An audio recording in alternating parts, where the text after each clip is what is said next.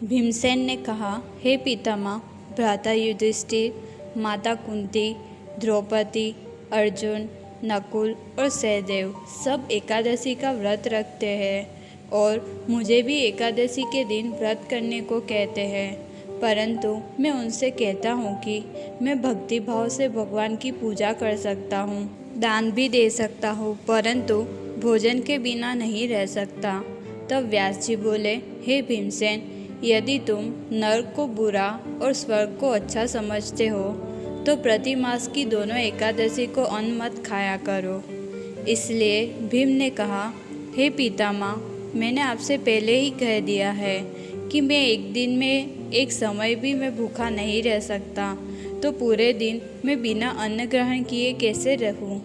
मेरे पेट में वृक नाम वाली अग्नि है, वह भोजन करने से ही शांत रहती है। इसलिए आप मुझे कोई ऐसा व्रत बताइए जो वर्ष में केवल एक बार ही करना पड़े और मुझे स्वर्ग की प्राप्ति हो जाए।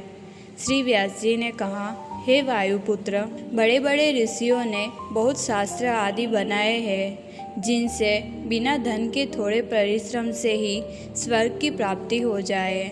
मनुष्य को दोनों पक्षों की एकादशी का व्रत अवश्य करना चाहिए जिससे उन्हें मुक्ति मिल सके। कृष्ण और मिथुन संक्रांत के बीच ज्येष्ठ मास के शुक्ल पक्ष की जो एकादशी आती है उसे निर्जला एकादशी कहते हैं। इस एकादशी के व्रत में स्नान और आचमन के सिवा जल वर्जित है। आचमन में 6 मासे से अधिक जल नहीं होना चाहिए, अन्यथा वह मद्यपान के सदृश हो जाता है। इस दिन अन्न ग्रहण नहीं करना चाहिए क्योंकि ऐसा करने से व्रत नष्ट हो जाता है। यदि एकादशी को सूर्योदय से लेकर द्वादशी के सूर्योदय तक जल ग्रहण ना करे तो उसे सारी एकादशी के व्रत का फल प्राप्त होता है। द्वादशी को सूर्योदय से पहले उठकर स्नान आदि करके ब्राह्मण को दान देना चाहिए। इसके पश्चात ब्राह्मण भोजन कराकर बाद में स्वयं भोजन करना चाहिए।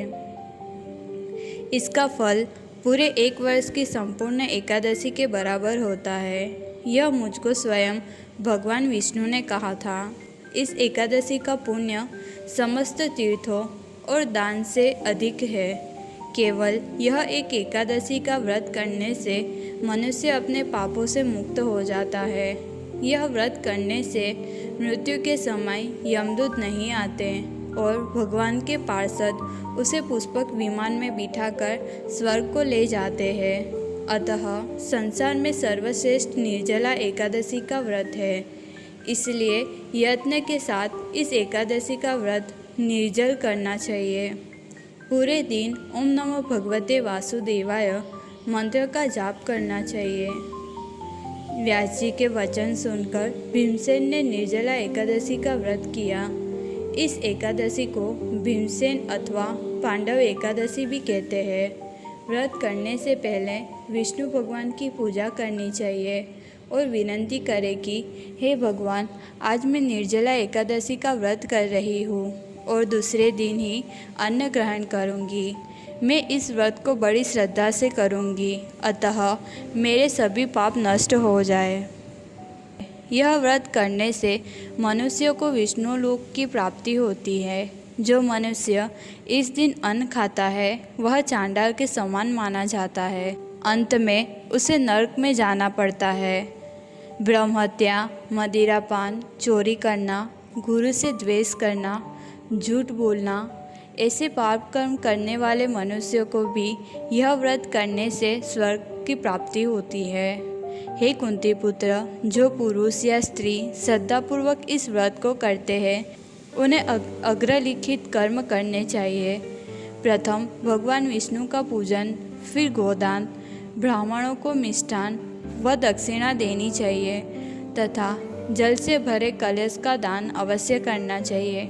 जो मनुष्य भक्तिपूर्वक इस कथा को पढ़ते या सुनते हैं उन्हें निश्चय ही स्वर्ग की प्राप्ति होती है।